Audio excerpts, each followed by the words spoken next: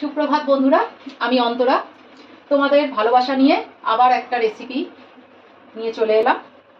এই যে আজকে করব পাবদা মাছের রসা, যেটা হবে একটু আলু দিয়ে।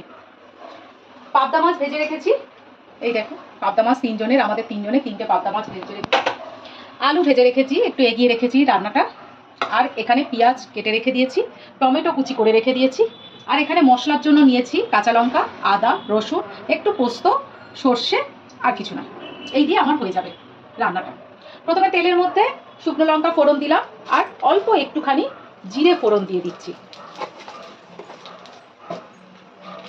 সঙ্গে একটু গরম মশলা, গোটা গরম মশলা অল্প করে, বেশি নয়।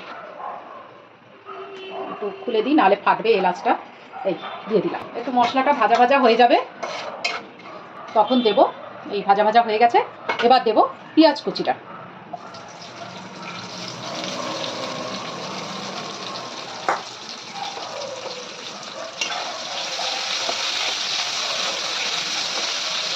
পেঁয়াজের সঙ্গে আমি টমেটোটাও দিয়ে দেবো, দুটোই তাড়াতাড়ি করে হয়ে যাবে।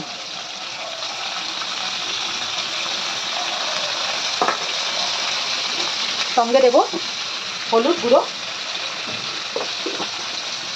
আর এই যে নুন, তাহলে তাড়াতাড়ি করে নরম হয়ে যাবে আর ভাজাও হয়ে যাবে।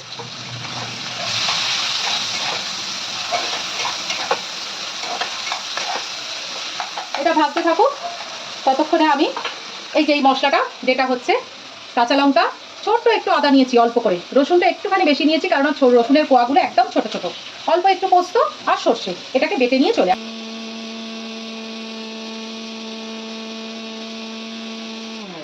এই যে আমার ভাজা ভাজা হয়ে গেছে, পুরো একদম ভাজা হয়ে গেছে টমেটো আর পেঁয়াজটা। এইবারে এই যে পেস্ট করে নিয়েছি মশলাটা, সেটা দিয়ে দিলাম। সঙ্গে একটু কালারের জন্য কাশ্মীরি লঙ্কার গুঁড়ো দিয়ে দিচ্ছি।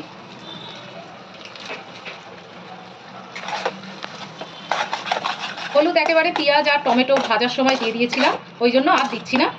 এবার একটু মশলাটা কষবো, বেশি কষবো না, কেননা এর সঙ্গে আবার সর্ষে আর পোস্ত আছে, বেশি কষলে তেতো হয়ে যাবে।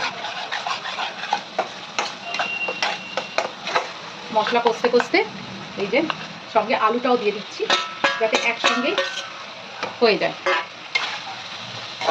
নাড়তে থাকে একটু। বাপরে, একে বাইরের তাপ, তারপরে আবার এটা যেন চোখে লাগছে। চিমনিও চালানো যাবে না, নাহলে আমার সাউন্ড তোমরা কেউ শুনতেই পাবে না। ও, চোখ দিয়ে জল বেরিয়ে আসছে।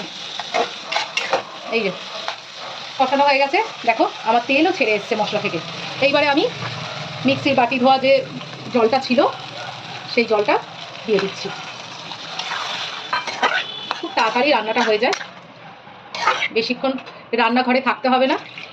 এই রসা করব, তাই অল্প জল দিলাম। একটু ফুটে উঠুক, তারপরে দেব মাছটা। একটু ফুটতে সময় দিই। রান্নাঘরে যা গরম না, চুলটুল সব গুটিয়ে নিয়েছি, আর পাচ্ছি না।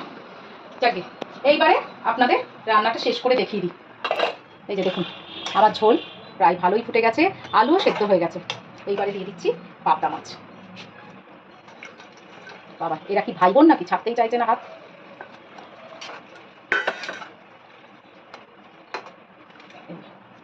এবার দিয়ে দিলাম পাবদা মাছ।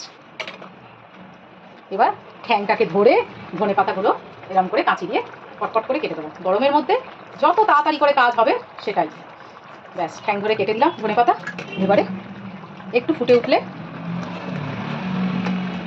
একটু ফুটে উঠুক, না হলে মাছের স্বাদটা ঝোলের মধ্যে ঢুকবে না। হালকা, দেখতেই কিন্তু খুব সুন্দর লাগছে, কিন্তু দেখুন খেতে মনে হয় বেশ ভালো হবে। লাস্টে একটুখানি কাঁচা তেল দেবো। ওই যে একটা ভিডিওতে আপনাদের বলেছিলাম না, সম্ভবত পোস্ত, সেখানে বলেছিলাম পোস্ত বা সর্ষে যদি কোনো এতে থাকে, একটু লাস্টে কাঁচা তেল দেবে, তাহলে দেখবে খেতে খুব ভালো লাগে। কাঁচা সর্ষে তেলের গন্ধটা খুব ভালো লাগে পরে।